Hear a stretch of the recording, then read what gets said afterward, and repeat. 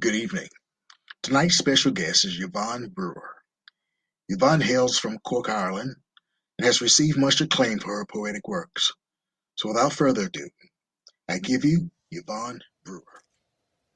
Good evening, Dr. Michael Anthony Ingram. Thank you for inviting me to share my poetry with you all on your show this evening. I am Yvonne Brewer, speaking to you from Midleton, County Cork, Ireland. I am going to share some of my poems and my thoughts on poetry with you. First, I have some questions that Michael asked me to reflect on. But let me tell you something I've learnt about Michael Anthony Ingram. He is a really kind and sweet man, but behind all that sweetness is someone who gets pleasure from asking really difficult questions to emerging writers like me. But I will do my best, Michael, to answer them. So let's begin with the first question. Why do you write poetry? Why do I write poetry? Well, writing poetry was never a choice that I made. I never once said, I want to be a writer or I want to be a poet. In a strange way, I feel that poetry chose me, if that makes sense. Things seem to eat away at me until I write a poem. They keep me awake at night, or sometimes I have to stop the car or stop cooking, stop conversations. As I said, it's not a choice. I have to write, or else I'm just tortured. But when I surrender to the voice within, my muse, my inner poetess, whatever you like to call it, then the words just flow and I am no longer captive. I am free. So maybe, Michael, that's the answer. One of the reasons I write is so that I can be free. And in a funny way, I feel that I do not write poetry. Poetry writes me. Things that move me emotionally or spiritually tend to be the type of topics I am inspired to write about.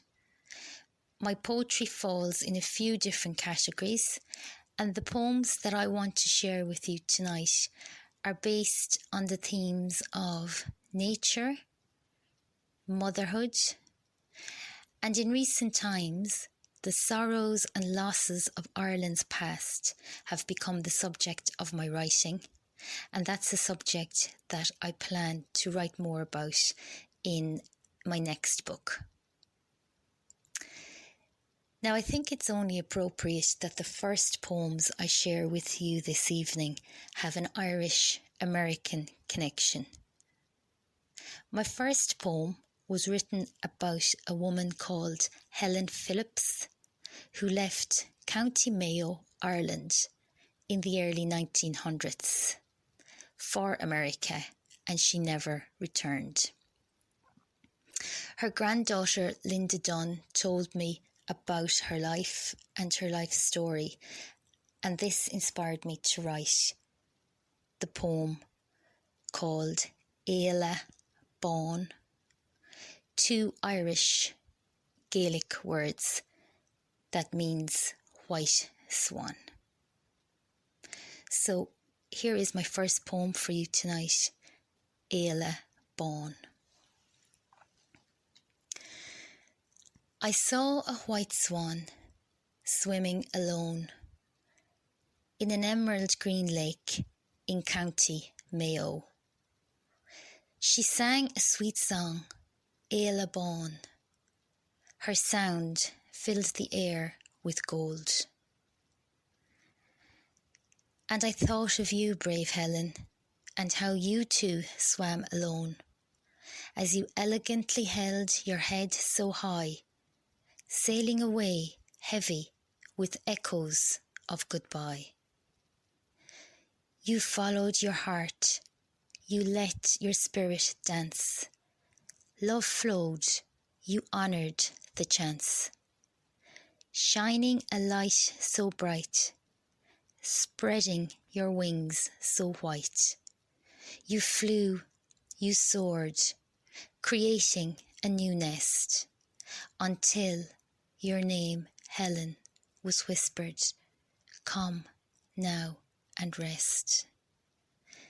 You left many white feathers behind, and your loved ones gathered them all, to hold very close so they still feel your soul, keeping your memory alive. And with wings that will never be tied, your spirit still flies and flies. And today, an Irish arm wears magical gems, filled with your love and flowing your joy, wiping away all the tears of your last goodbye, shining the soul of Éala Bán, sparkling her heart light, whispering, welcome home, filling Éire again like pots of gold. The poem reflects a theme that is a huge part of our Irish past and present, where millions of Irish people have emigrated, many not by choice, and made new lives for themselves in countries such as America.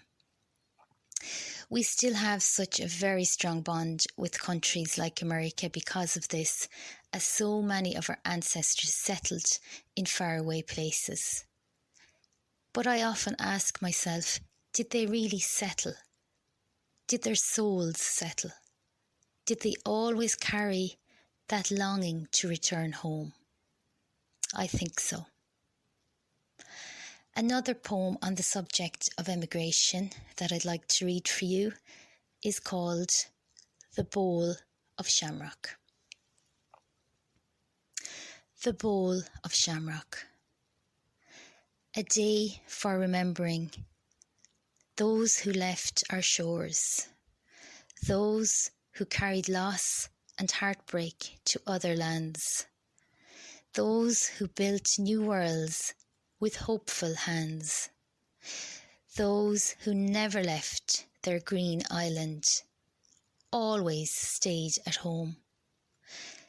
The many branches that have grown from one small goddess tree, those who sailed on boats to be free, the battles won or lost, inside and out, our ancestors and our roots, the buried ivy lies, the bitter shamrock truths. I have always felt a special connection to Saint Bridget, who is an Irish goddess and saint, and I like to think that all Irish people, wherever they are in the world, are guided by her eternal flame. Here is a poem I dedicate to Bridget, called Her Flame. Her Flame, in honour of Bridget, saint and goddess. It started out as a little spark. You hardly saw it as you were hiding in your dark. But you asked for my help and gave the little spark to me. And now, look what you hold so brightly, shining for the world to see. O I, Saint Bridget, find the light on the blackest of night. I guide your heart to hold on tight for one more day, to know and to see. Your tiny seed will soon be growing strong, and that you belong where words float and sail, where music twists and turns, where firesides crackle and sing, look, creation has begun.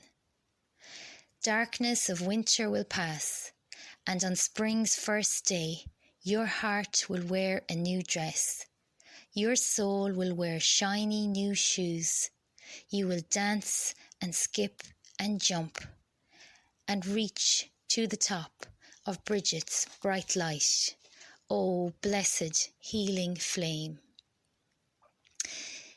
In awe you watch it, burning, strong, high, nurturing, believing, calling your name.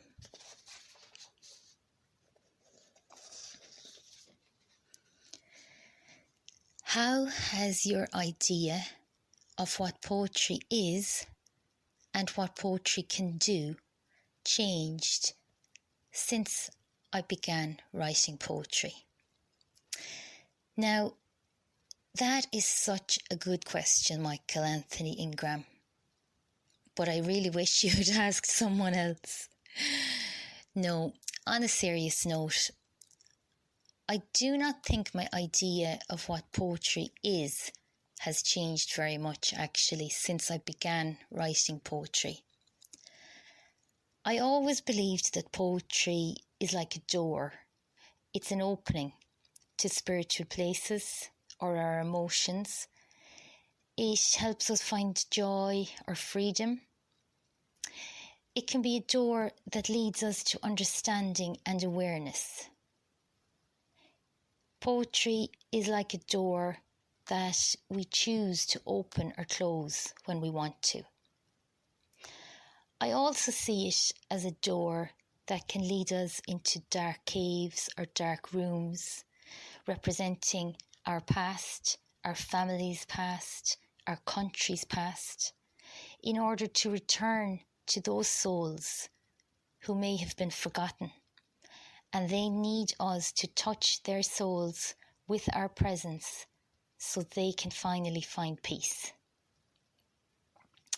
So poetry can also be a door that is a mirror as it reflects back ourselves and our past. I think I always believed all these things about poetry, and writing poetry hasn't changed my views, but maybe it's just made me feel these thoughts even deeper. But I believe what has changed for me is my idea of what poetry can do. I now see myself as creating and presenting doors for others so that they can enter all these places too. This has been an uplifting experience, but a challenging one as well. It has made me experience more of what poetry can do. It always moves me when someone contacts me to say that something I wrote has helped them or made them happy or helped them reflect on their past or that they share the same views or whatever. Writing poetry has helped me realise the power of words. Poetry can do so much. It unites people, it guides people, it calls us to respond. It touches us emotionally and spiritually. Writing poetry has helped me understand how powerful poetry can be on so many levels. To help illustrate these ideas, I'm going to share with you a few poems that a lot of people responded positively to after reading them. The first one, it's a sad poem.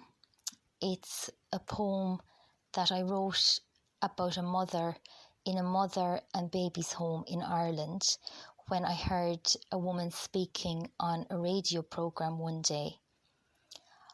I was really overwhelmed by the stories that I received from women after this poem was published a few years ago.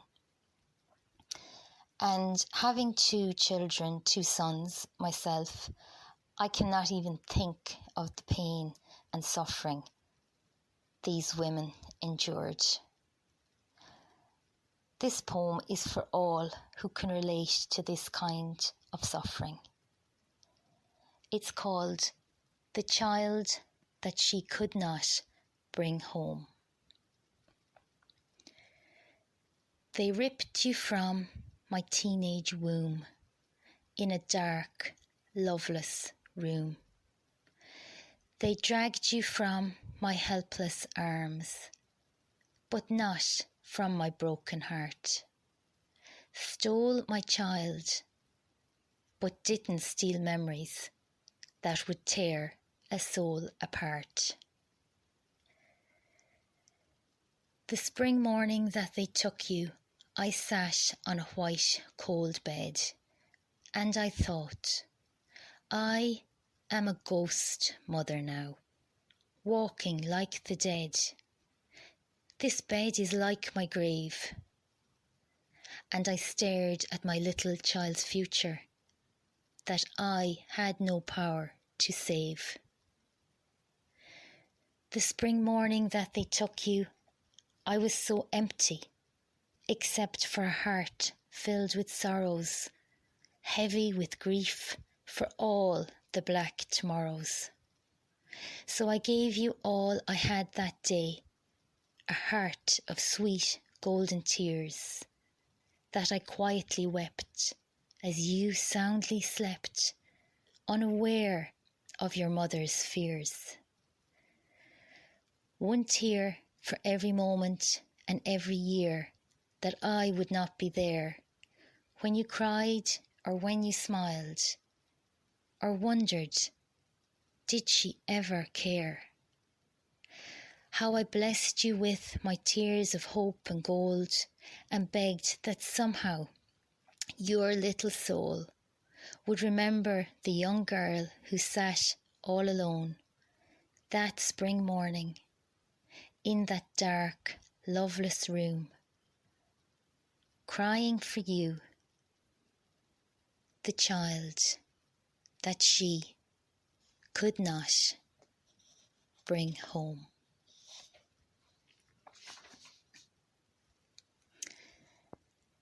Meet Me is a poem I wrote when a friend shared a lovely picture of what looked like a wedding altar by a lake.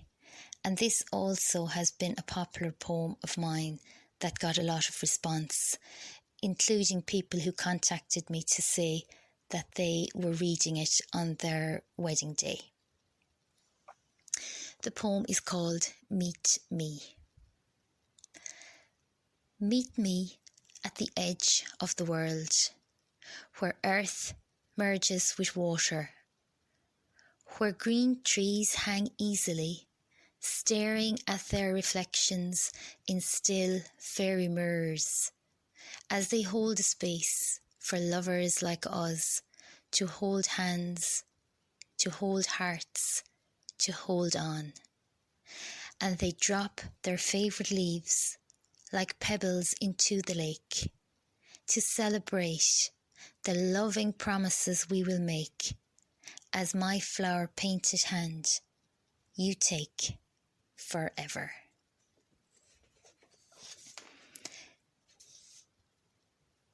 The Pigeons Knew is a poem I wrote when my oldest son, who is now 15, was a toddler.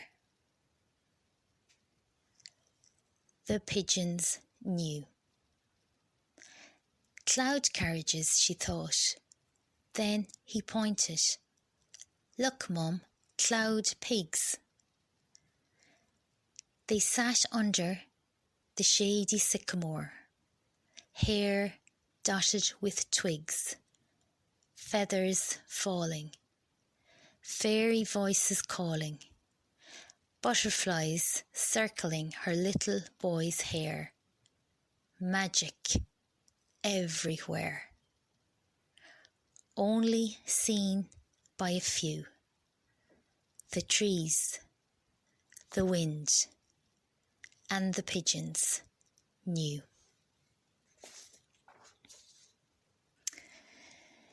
Does knowing that your poems are published and out there in the world validate your being a poet, or are you content knowing they're out of your system? No, Michael, I don't write or try to publish in order to seek validation. I don't even write poetry to be a poet. The last thing I am thinking of when I'm writing is that I'm actually writing a poem or being a poet. I write it as it's part of me that demands to be seen and shared, and because I just have to do it. I don't choose to do it at all. So yes, I'm satisfied to have poems published so it gets them out of my system. As I said earlier, it helps me to be free. It's a liberating experience. For me, it has nothing to do about being a poet or getting published. The process of writing, rather than the product, such as publishing a book, is what is the most meaningful to me. What advice would I give to an aspiring poet? Well, that's interesting because I still see myself as an aspiring poet. I'm very much at the beginning of my poetry journey. But the only advice I would give to anyone interested in writing is, firstly, listen to yourself, and secondly, write. And then look at what you've written and listen to what that piece you just wrote says to you, and write some more. And then just keep repeating that cycle. Because for me, listening is as important as writing. I think writers have to be very good listeners. Listen to your heart. Listen to the messages in the world around you. And most important of all, write for you and love what you write. And be grateful for the words that present themselves to you.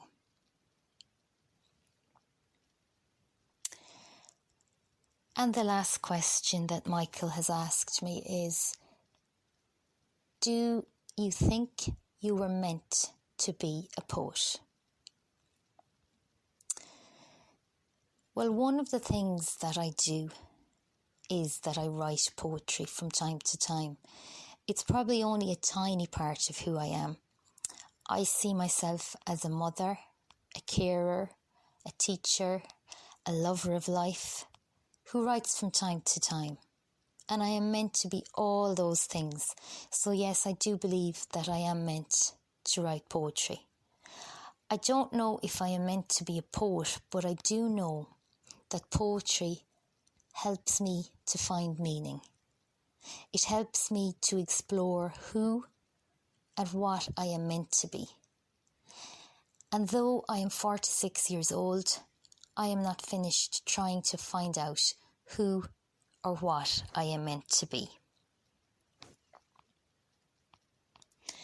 I'm going to finish now by reading a selection of poems, about 5 or 6 short poems, and they combine themes of nature, love, magic, and dreams. I hope that you enjoy listening to them. Spring sends love letters to summer. Spring sends love letters to summer, written in ink of green. A love affair, blossoming, secret nocturnal awakenings. Sunrises, unwrapping nakedness in orange and gold. Sunsets, hiding moonlit secrets only bats and owls can be told. Love, bursting buds, sensual smells of fairy bluebells, ring out to the lovers to come lie here in beds of purple, under shady oaks, where time stops and the earth's lovemaking is camouflaged by birdsong and frog croaks. Spring wraps her thighs around summer, letting bog heat and garden juices flow, and longer nights by cool water banks, as the river bends, shyly, as if not to know. Dragonfly Fairy. That morning she felt a warmth in the breeze that was not there before. It made her heart beat to the rhythm of more. The little wren's song was sharper. The sycamore shone a brighter green only awakened eyes had ever seen. The pigeons cooed, the bees hummed, in an old cottage garden, or was it a secret treasured world? And they danced to the left of her, and they danced to the right. She heard them buzzing past her, so magical, so light.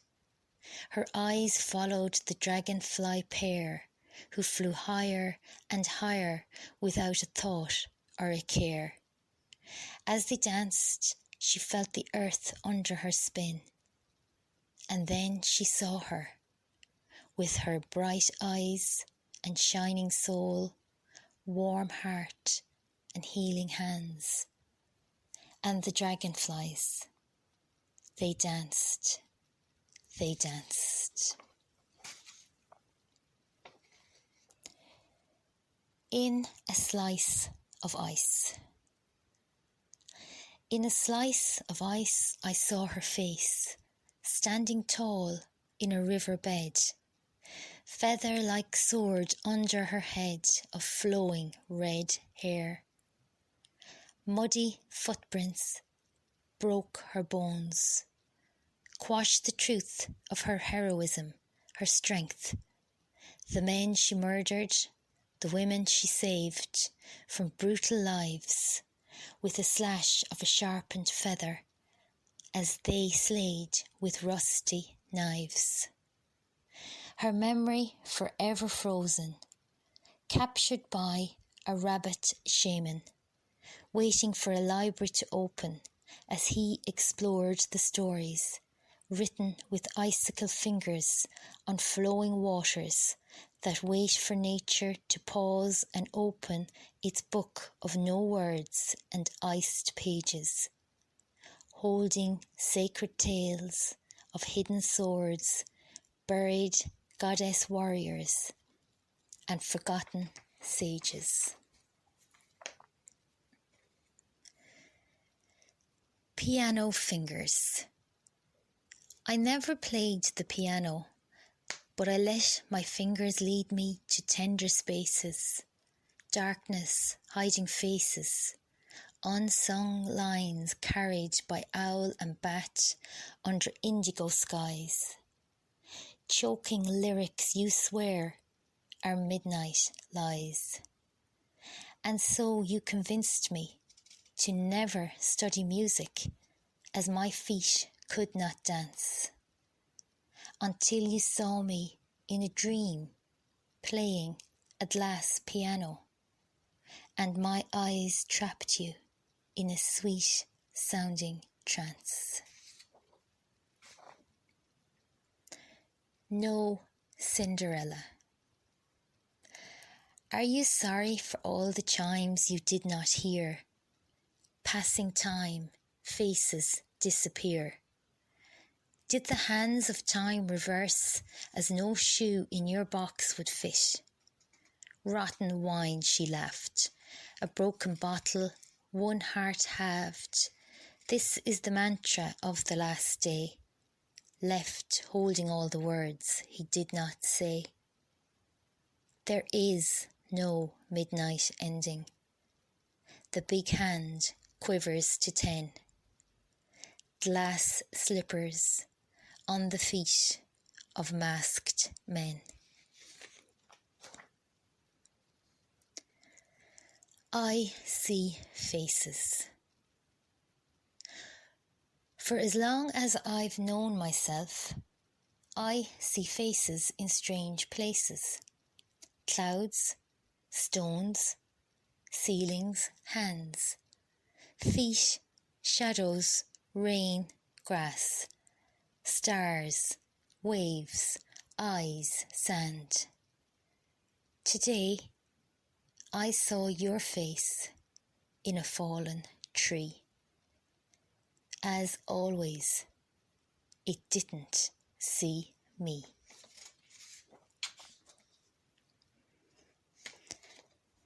A hanging string.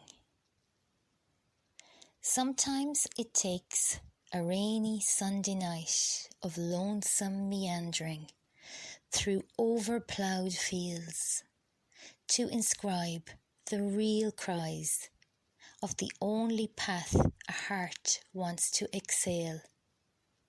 So he lifts his pen and writes the same words to her, praying they are not too stale, before Monday rises with a damp sting, a smoky breath, and an overcoat with a hanging string.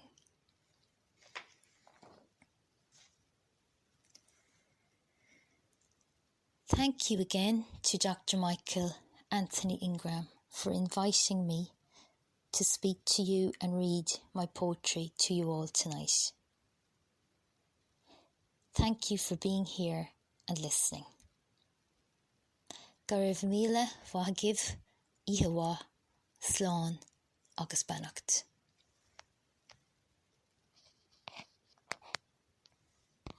I'd like to thank Yvonne for answering the questions in a very thoughtful manner. I'd also like to thank Yvonne for sharing her beautiful, beautiful work. If you'd like to be a guest on Quintessential Listening Poetry, please contact me at maingram@gmx.com. Thank you and good night.